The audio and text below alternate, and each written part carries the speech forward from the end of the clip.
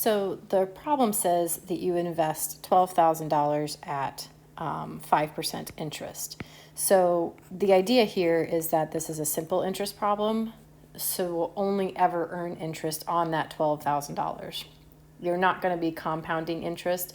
So year one, when you calculate your interest, you're going to earn 5% of $12,000.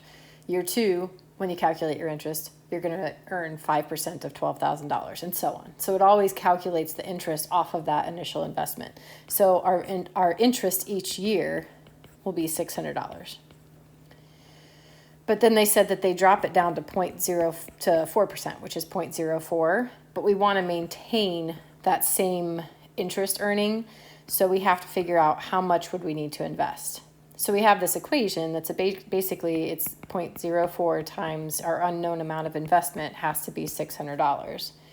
And so to figure out what that is, we can just divide by 0.04 or 4%, and that's going to give us $15,000. And the question says not how much should they invest, but how much more would they need to invest. And so we think about how much more is $15,000 than $12,000, and that's where the $3,000 comes from. Hope that helps. Let me know if it doesn't, and I'll try again.